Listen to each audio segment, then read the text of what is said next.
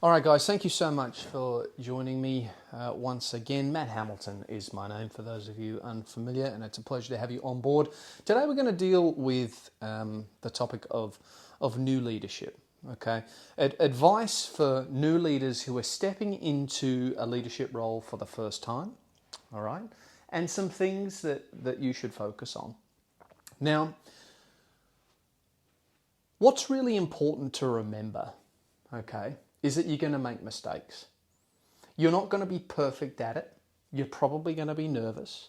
You're probably not going to be as good at this now as you will be 5 years from now, as you will be 10 years from now. And that's okay. It's a learning process, but you have to start somewhere. All right. And what I would encourage you to do coming into a leadership position for the first time is to do your homework. Go and grab yourself some really good resources and school up.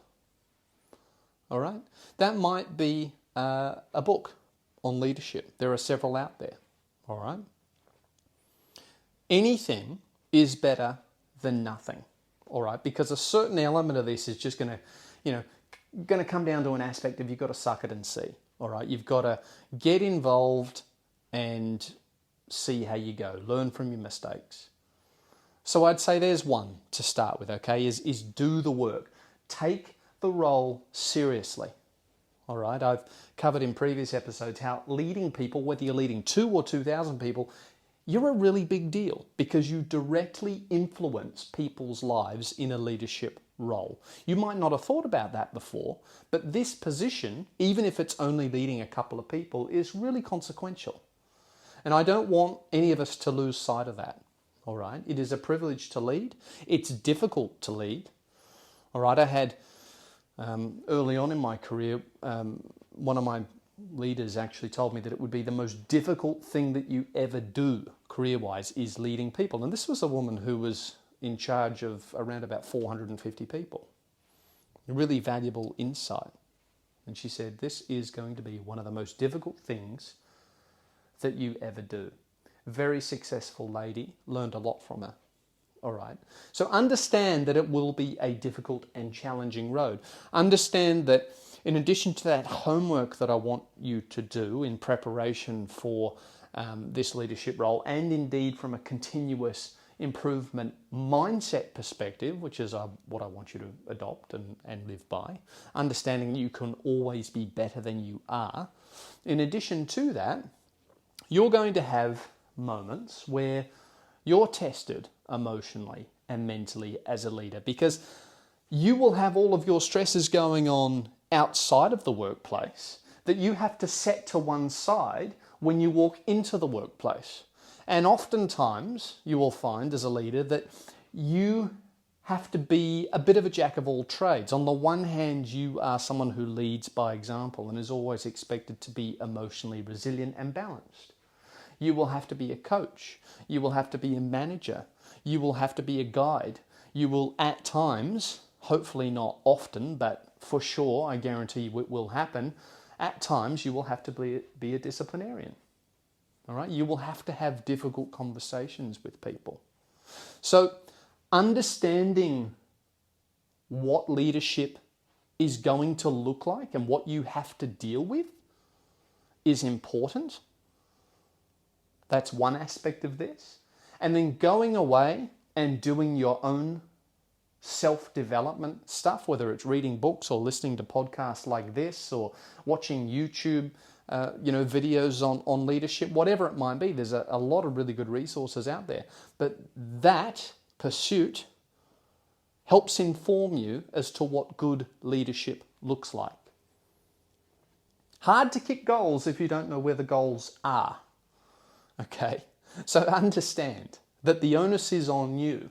We've also covered in previous episodes the sort of disappointing reality that a lot of organizations will place you into a leadership role and then give you absolutely no training on how to do the role. So the onus now is really on you to understand the seriousness with which we have to take our leadership, and therefore understand that it's important for us to go away and educate ourselves and treat this like a standalone profession. because that is what it takes to do the job well. So we know what's going to be expected of us in a very broad sense, as I've just outlined there. We understand now the need to go and access resources on leadership to get a bit of an understanding as to what good leadership actually looks like. All right.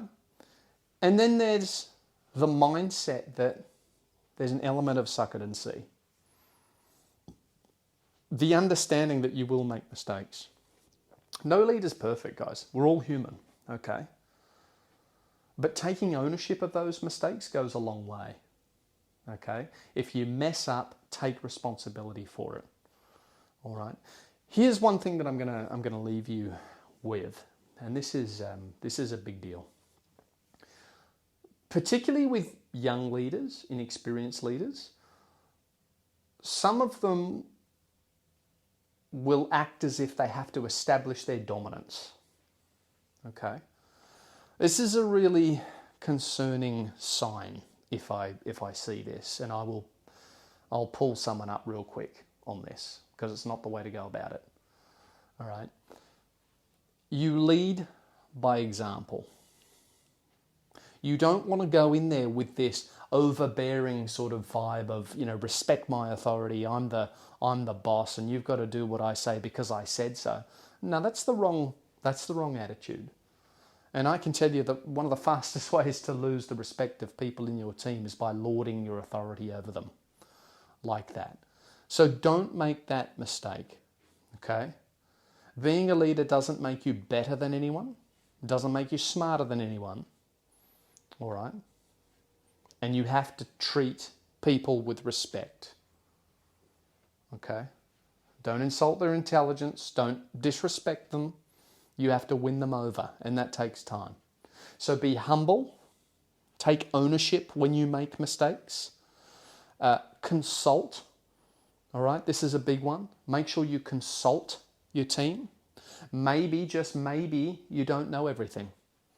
All right. Maybe there's years of experience in that team at your disposal that you should be leveraging. All right. Yet it happens all the time, guys. Isn't it silly? The ego gets in the way.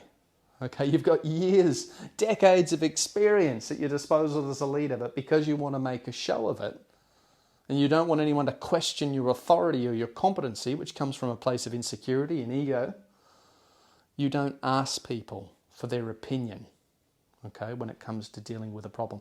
Now, some problems, of course, that's not appropriate to do because there's some confidentiality requirements in place. That's all right. We've got to use our discretion. But there is absolutely nothing wrong with including the team, okay, and solutionizing together in a collaborative fashion where possible. And I'm a big fan of consultation like that because guess what? I don't know everything, and I'm humble enough to admit that. All right? And people like to be included.